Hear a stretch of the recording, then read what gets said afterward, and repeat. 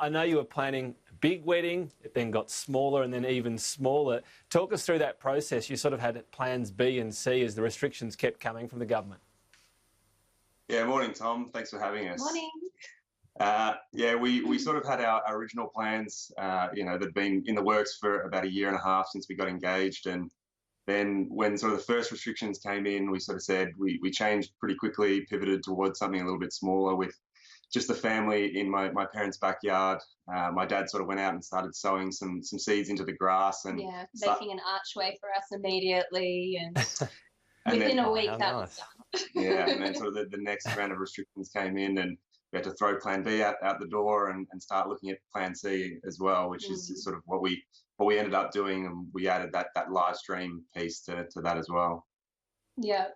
Yeah, so we've got some vision of that, of what ended up happening. Of course, the restrictions only allowed 5 people in total for the wedding, so very intimate, I suppose. Look, if nothing else, your dad got a nice new lawn out of it. Shelley, the cliche is, brides worrying about the weather and so on. Did you go on a bit of a journey to adjust to what was going to be a very different ceremony and event? Definitely. We definitely rode all the emotions because we had to change plans about 3 to 4 times, and wondering, contacting all of our providers and suppliers and families and friends. And as everything changed along the way, it almost went through so much stress that it became easier to just have this 5-person wedding. And it was quite romantic in the end. And it was just taking away all the glitz and glamour of a wedding and just bringing it down to the romance of it all. And it was really nice, actually. I had such a great day in the end as well. Yeah, so by the end, we were sort of, something changes, new restrictions come in, or, something doesn't work. We're just we're used to it. So we just keep pushing ahead, and nothing was going to stop us. Yeah, just rolling. Yeah, I guess it would have been a lot easier if you knew at the start, because all that organisation in the end just completely went. The live stream as well, Dave, so this was so anyone could watch on, but it was interrupted at one stage. One of the grandparents tried to FaceTime, so there was a bit of interrupted the proceedings. Difficulties. Yeah, no, it was. We wanted to still share it with everybody, our friends and family, and those who sort of were going to be there.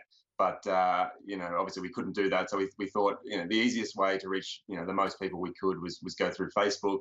And we prefaced it by saying, if we run into issues, we're not going to stop the wedding. The most important part was actually still getting married. But yes, we sort of got a few interruptions with maybe a FaceTime that shouldn't have come through, and there was a bit of a hiccup, but somehow it got back on track, and the whole thing was posted in the end, which is thankful. Yeah. There was You've got to keep up, I guess, the moment. Sorry. Yeah, I can imagine. Well, what about, there's always the big watch at weddings on who's crying. Did you find out afterwards if tears were still flowing, even though most of your guests were so far away? Yeah, I actually got a message even just last night of someone, one of my friends' partners actually was rewatching it and had shed a little tear. So that's nice. So sweet. Good to hear. And just finally, you are going to go ahead with the same thing, minus the ceremony, basically a big party in a year, which I guess is great news for these vendors. They've been really hit hard. A lot of this sort of seasonal work for now is just ground to a halt.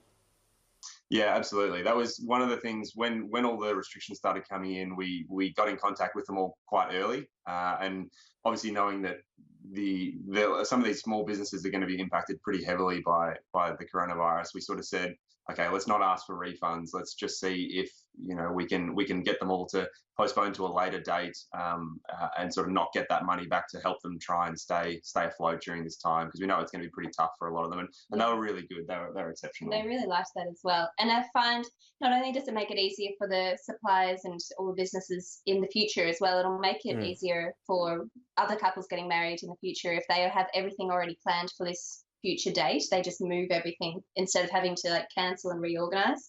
If there was a recommendation, well, we find it pretty easy. We just have to attend a party next year. Yeah, I mean, we had it basically planned down to the minute anyway, so we've just changed the date from this year to next year. So I think we're good to go. All right, well, big party's still coming. Good news for those vendors, and good to see you still got that very beautiful and intimate ceremony.